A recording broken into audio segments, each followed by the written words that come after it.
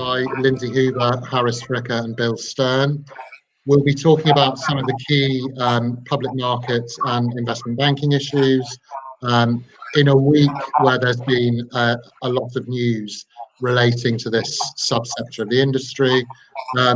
Before we get into the topics, I'd like to start with Lindsay and get the panel to introduce themselves to the audience.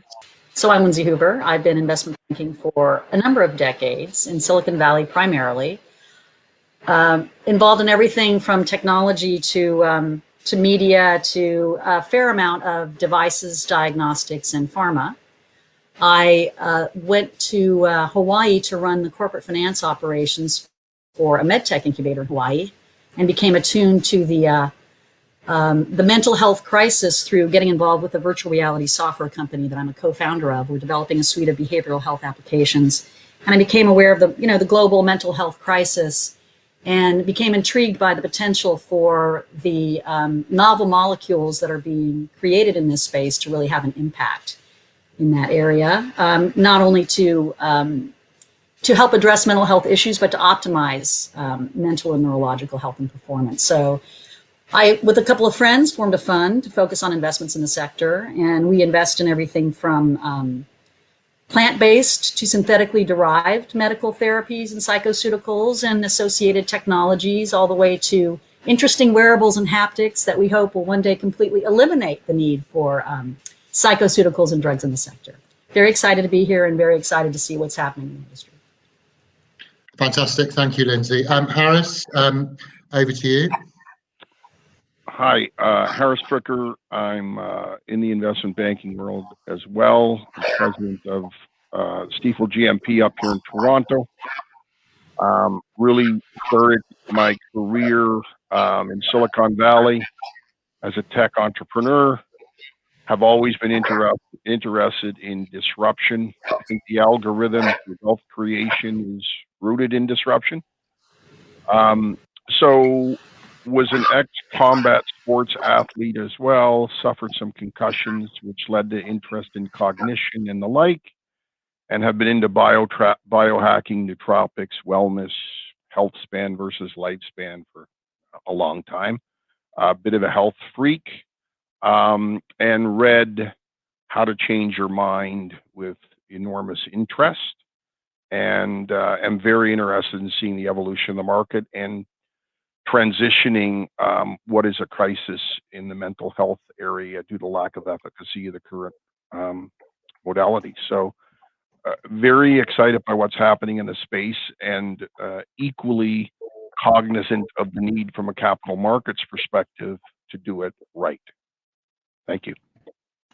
Thank you very much. And we're going over to Bill Stern, who's just actually had a car accident and has very bravely soldiered on, is joining us by phone. So, Bill, if you'd like to introduce yourself. Thank you so much. I appreciate it.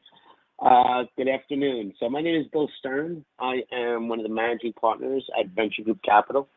We are a direct investor as well as have an investment banking arm. We are industry agnostic, but our focus in the last 4 years has been in the cannabis space. We help fund and we're investors in 29 different names, of which that are notable. We actually raised the money for New York Cana in New York, the number 6 license. We are also responsible for Addis Farms in Portland, Oregon. And we've also funded Lunchbox, which is an edible company. Always looking for cutting edge technology. We've actually are in the process of merging in one of the second largest CBD company distributors in the United States for a public merger into a public vehicle, and hopefully they will qualify for NASDAQ. Average investment size in it is anywhere from 500,000 to 5 million, and we look for companies that are cash flow positive. Thank you very much, Bill. So let's get on, I guess, the topic of the day, which is the Compass IPO. I'll start with Harris because I think he's quite familiar with Compass and some of their other interests. For many people, this is the biggest investment banking event. It's certainly going to be the most mainstream of the public markets place. So, Harris, what do you feel this heralds in terms of the future?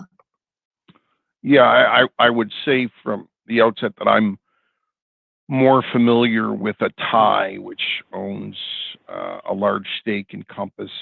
Obviously, I'm aware and know Compass, but I'm more familiar with Atai. But I think the Compass filing, which has been long expected, could represent an inflection point in the space. Certainly, the NASDAQ, in my opinion, is the optimal market for listings, given the health sciences sophistication and depth of the market. And it's going to be very interesting to see where the filing comes out on valuation and process. It's the highest profile listing to date. And what I'm seeing in the market to date as of yet is still, you've got a lot of high profile family office type investors and well-known names, but this is certainly not yet an institutional market. And I think the Compass filing and subsequent IPO will be very impactful on validating the market.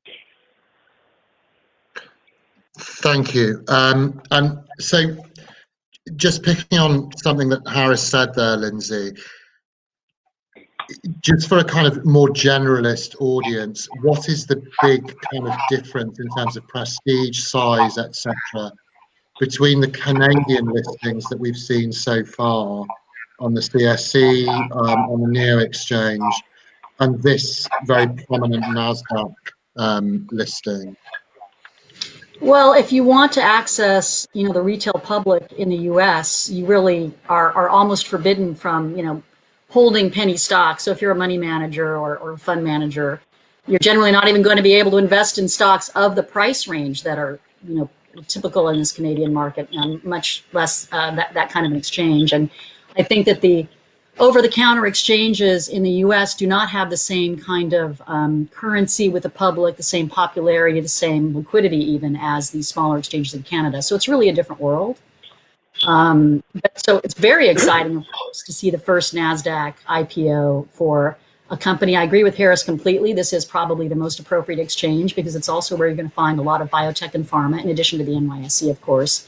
And ultimately, we at least believe that the path that these successful companies will take will be a regulated path through FDA type of approvals. And those companies are also unusual in that, perhaps outside of the internet bubble, biotech companies can go public with no revenue, right, on NASDAQ, because that's the path that they take. They need a lot of capital to be successful. And the industry and institutional investors understand that. They understand that those companies can be public and will often be acquired by a large pharma company even before they have generated any revenues, because of how the drug development business has been bifurcated from the big pharma marketing, kind of arms, where they buy drugs like J&J bought, Spravato or esketamine when it was further along, and they don't usually engage in that early stage development. So if this means that we're on that path, I think it's a very successful capital markets path for this industry to take. I personally think the most interesting thing about this IPO is going to be how deeply scrutinized by institutional investors and big pharma the IP of a Compass is going to be reviewed. That will be very, very interesting, because the IP in this sector has not really come under that kind of close examination, and pharma is sniffing around the sector, and pharma will start doing some pretty deep dissecting. So I'm very interested to see how that plays out. Thank you, Lindsay. And Bill, do you think that this is the beginning of what could be US dominance of the markets? Canada's obviously led the charge. This is now a very American-centric listing. Is this going to rebalance the geography of the markets? 100%. This is a game changer for the industry. Unfortunately, a lot of public companies, when they have come to market, have been trading on the smaller exchanges with very little exposure. This is going to change the game and is going to change the industry dramatically, because now it's giving an opportunity for real companies with real growth to have a platform, to have an audience, for them to expand and grow. And just like Lindsay said, big pharma is looking. They're looking at every company, because at some point this is going to be mainstream, and the revenue streams from a lot of these companies, especially in the medical space, is enormous. Added to the fact that now the bioscience behind some of these companies is extreme as well. It's easier to acquire a company that tried to replicate what they're doing. So I do see a J&J, America, Pfizer potentially in the space and really making some acquisitions here. Once Compass goes public, I think the regulations are going to change dramatically, and it's just going to be a benefit for a lot of the other larger companies. The Canadian exchange, it's restricted in certain ways from investments. There's also a pricing point with some of the price stocks, as well as some of the investments that can be made into the companies.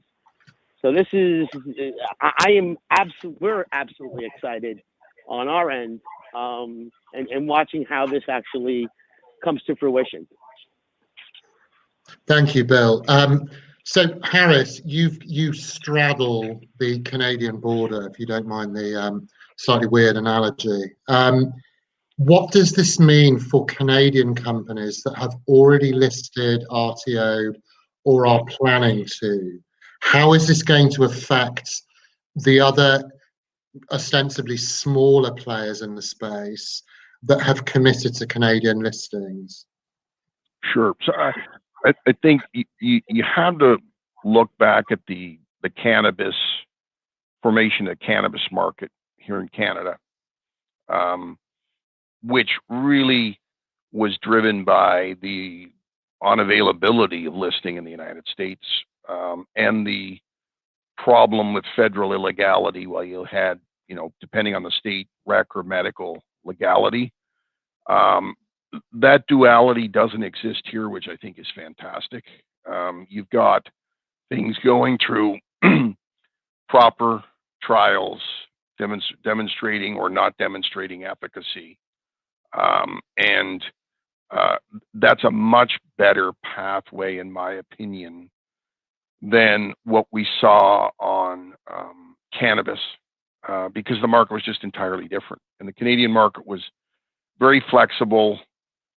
It created many multi-billion-dollar entities, which then went hunting globally, given their cost of capital and availability of capital.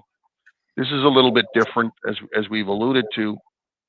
So from the perspective of the Canadian listings, the viable companies that are listed, I think, will benefit quite nicely from what's going to happen in the NASDAQ in Q3, Q4, and hopefully Q1 with some other stuff. I think it will further validate the space here in Canada. If you've got an attractive, well-managed company, some of which there are, but I see this as a life sciences play, and the place for this really to be tested, validated, and valued is the NASDAQ.